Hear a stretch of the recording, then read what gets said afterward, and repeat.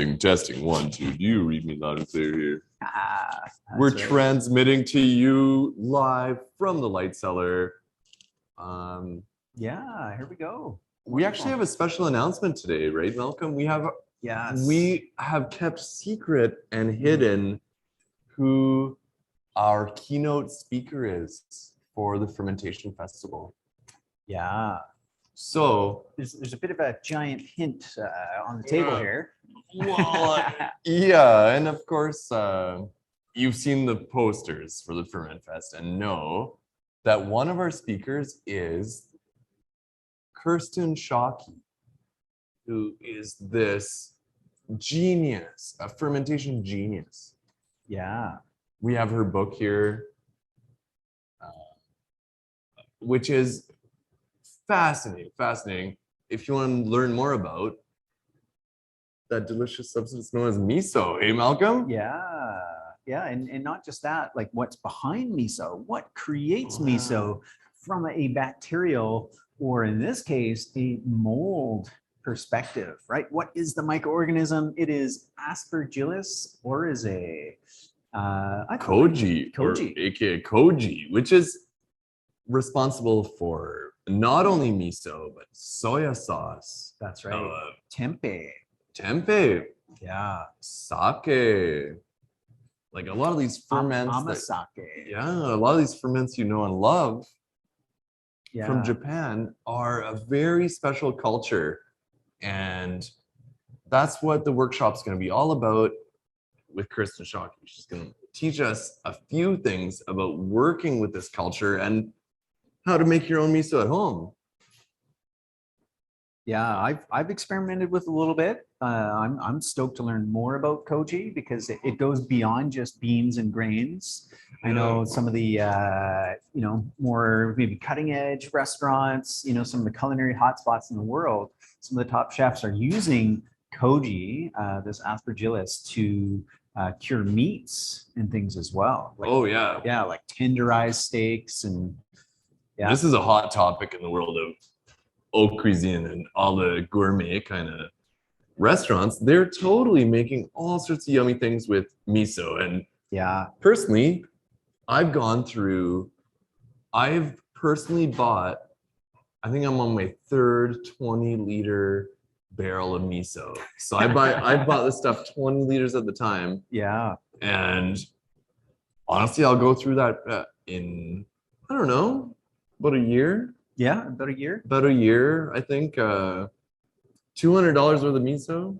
Yeah, it's worth it. Yeah, when you buy it in a lot of quantity, you can do some interesting things with it. So that's gonna be part of the workshop with Kirsten. We're gonna learn like what you can do with miso, because this is like, in effect, a pickling medium. That's right. The Japanese pickle with it. Yeah. This is the staff of life for the Japanese in a lot of ways. Have you ever heard about the samurai warriors, Malcolm? When they would go out to battle, the only thing they would take with them was miso. Really? Hey? Yeah. Yeah. Miso was their survival food. Right. Because it's a complete protein with the bean and the grain together. Yeah. It's very well preserved. I mean, this stuff will literally last forever. Even as a living culture, it can continue to ferment. Which these ones often do. I don't know, probably didn't come through the camera, but just as soon as you open that one, and the aromatics, you can smell it. And then it's got the salt as well. So the salt helps preserve it. And you get your electrolytes. Right. And I guess we're going to show you what we like to do with miso here.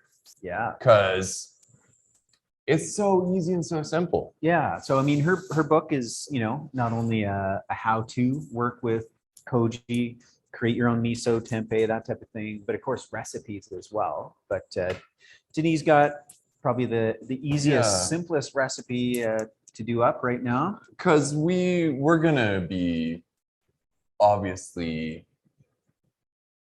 like, if I knew how to make miso myself, I would save probably a couple $100 a year, hey? Yeah. Because one of these jars is worth $25. But basically it's just chickpeas and rice That's all this is. Chickpeas, rice, fermented with so the salt, water, and culture. oh yeah, and salts. Yeah, the salt's very key in terms of creating that right environment for that particular bacteria to grow. And there's different, of course, beans that you can use. So chickpeas are pretty cool. So one time I did a black bean, black rice miso. So I think I made miso 3 times in my life so far, and I still have some from every single batch. So it will last forever. It was good. Yeah, it was good. I enjoyed Malcolm's miso. Yeah. And as you can see, from here, you can get lots of different variations, as you mentioned, from the different types of grains and beans that you can use. So this is a chickpea, which gives that nice light color, where this one is a soybean one. And then the other thing that can influence, the character, the flavor, the color, the intensity is how long it's fermented for too, as well as how much salt. I understand that's a 3-year-old. This red one's a 3-year-old soybean miso. Yeah. And then this one's only one year old, which you call a sweet miso. Well, we even have a younger miso. It's 6 months. It's done with soy and rice, and less salt and less time, and that's what they attribute to that sweet quality. I've noticed something terrible, Malcolm, with soya. Right. Is that whenever I go to my friends and they have a potluck and there's soya, I'll eat it. There's tofu, whatever. The worst gastric distress and very not romantic, right? Oh, it's so true. Yeah, you got to avoid. You've experienced that too with just tofu, hey? Yeah, or just like cooked beans in general. But when it's fermented this way, I never had a problem. In the case of tempeh or in the case of natto, I mean, that's one of the benefits. That's what, the transformation that happens through fermentation. So this is honestly one of the staples of my diet right now. I mean, but my favorite thing to do. You're like the samurai. And we are the cutting edge here at the Ferment Fest. Honestly, we are riding this sort of cutting edge discovery of the gut and the role it plays in humanity. And what we're talking about in these Ferment Fests, you'll see in about 10 years, it's going to be like required eating. Ferments will be mandated. Part of the food. Part of the food pyramid. Well, it's up to us to. Well, I mean, it's mandated in my diet. Totally, those that know. And no enforcement required. You're just inspired, right? This is sort of a mandate together, Malcolm. We're having a nice a miso mandate. Miso soup. Yes. So the easiest way I like to do miso soup is just to take the miso and we're gonna make like a little cup of broth. We're just gonna put hot water with the miso and we're gonna have this and enjoy it as a little like kind of tea. And you'd be surprised how effective this is, like for if you're like you say, the electrolytes. Feeling tired. Yeah, exactly. Yeah, I'm gonna get a little cup for us, Malcolm. Sure. And it smells really good too. Oh yeah. But all right, you could. That's all it requires. Traditionally, this would be like a soup broth. Right? Yeah, I'm sure we've all had miso soup going to a sushi restaurant or Japanese style restaurant. Other cultures do similar things, but they're probably the most well known for the kind of classic miso soup. So nice and creamy. Yeah. So this can be in addition to a meal. It can replace a meal. Usually when I'm at home, what I'll do is add medicinal mushrooms to this broth. Yeah. And maybe a little ginger. Ginger, I was gonna say you love ginger. Yeah. And then it's like an instant energy drink. And honestly, energy drink, hangover cure. No, it's like not that we ever get hangovers, so but close. You just sip on it. It's restorative, warming. Yeah, and that flavor, right? Yeah. So this is umami to the max. Yeah, so that deep, savory flavor that we all crave. It's why people love nutritionally. It's why they love bacon. Why they love like miso is kind of ultimate representation of that. Yeah, and it's actually an alkaline ferment. So, when we talk about ferments, most of them are acidic, and neither is better or worse, right or wrong, just different, acid and alkaline. These ones are alkaline ferments. Tremendously alkalizing. I mean, you heard about, and tremendously healing to the gut. I'm sure you may have heard about this phenomenon that happened when Japan was they got bombed in Nagasaki and Hiroshima. They had their nukes dropped on them, and fascinatingly, there was a miso factory, and every worker that worked in that factory was consuming a ton of this miso. Yeah. And they have a lot going for them in terms of like anti-radiation. Yeah. So it's miso for sure, the ferments. Yeah, every single one of the workers in the factory survived the blast. And yeah, there's a few things going on. Yeah, they probably had seaweed in there.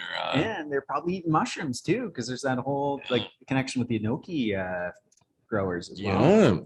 Yeah, it's quite interesting. And I believe it's because this does help you have a really smooth move, hey Malcolm? Like does help you pass, and eliminative functions is one of the things we really are working on. And since you bring it up in terms of microbiome, these are different bacteria than you're going to get from a sauerkraut, different than you're going to get from water kefir, different than you'll get from kombucha. And I think that's the name of the game when it comes to ferments is diversity is the key. So first and foremost, number one, make sure that you're making your own ferments, and you don't need to make it all. It's fun to, right? It's fun to explore. I mean, this is a lifelong journey, and that's what we're aiming for with each and every Ferment Fest, is to offer a variety that we can each get into, is to keep the fun and the exploration of our fermentation journey. Making all these different things. Apparently you can make miso with any legumes. So if in Alberta we have a lot of, what about Caragana? Yeah, I mean, like Siberian tundra pea Caragana might be really good miso, but it's hard to collect. But what legumes do we have in Alberta? I understand there's actually quite some chickpeas being grown in Alberta. Yeah, all kinds of garbanzos. Different types of soy. Obviously you want to go organic, non-GMO, that kind of a thing. Apparently soya, unfermented, is very scary, a very scary substance. But so if if man was promiscuous, what would his wife do? Yeah, that's the story in Japan, right, Malcolm? I guess if a Japanese woman was worried about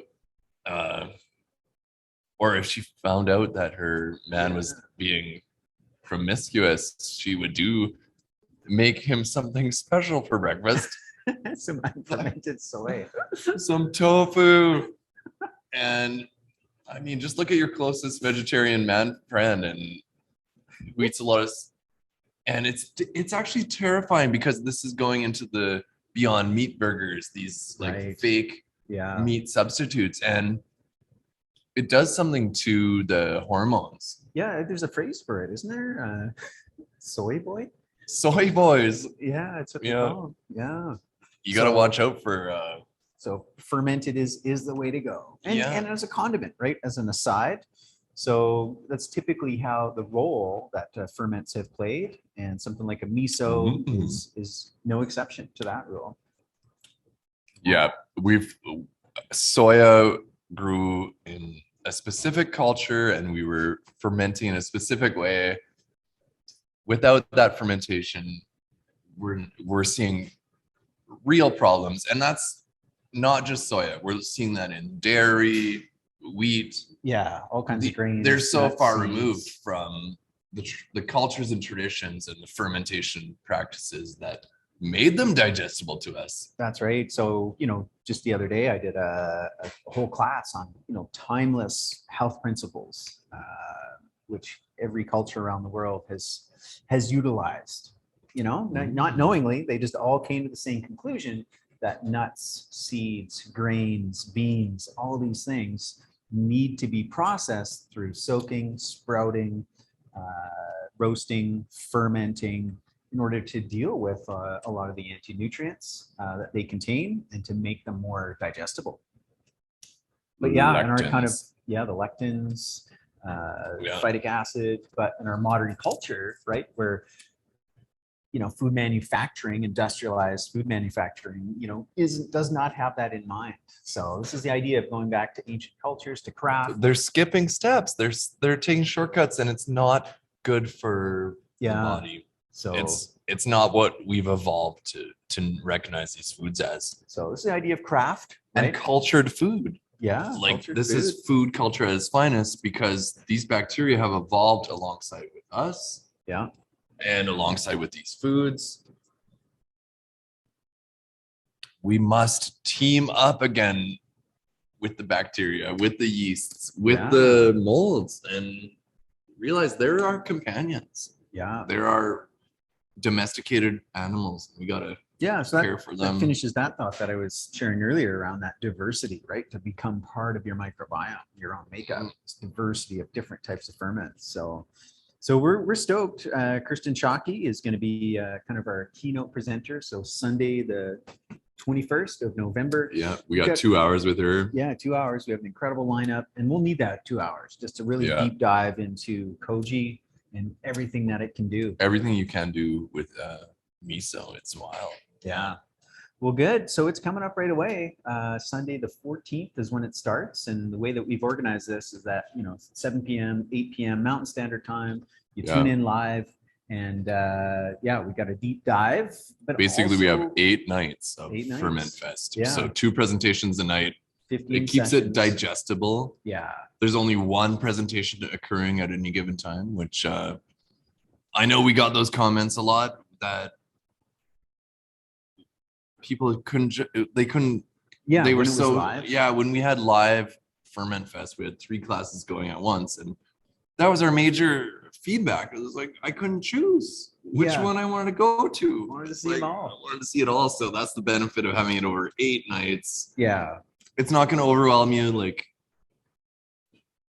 45 minutes of really practical information. And the best part about tuning in live, of course, is getting to ask your questions. The Q&A. Well, if you're thinking about it, head to lightcellar.ca. That's where all the details and registration is. And we'd love to have you join us and all the presenters and all the other folks that'll be tuning in. And this is a small festival. This is like, you'll see 100 or less, 50 maybe even kind of per call. So your chance to you're like, oh, I'll be a part of 1,000 people. I won't be able to get my questions answered. It's like, no, you will definitely get your questions answered. And it's very interactive. Absolutely. In that way. So, and it's so cool when we start to popcorn the questions, because you can see the presenters just go off. Like the questions often are the best part of the festival, because really you start to get some unscripted sort of dialogue, and often you can find these nuggets of gold in the question and answer period. So all right, well, what else do we got to say other than stoked for the miso? Thanks for whipping that up. Oh yeah, good idea. So may the microbes be with you. Yes, and with you. All right. Okay, you guys enjoy.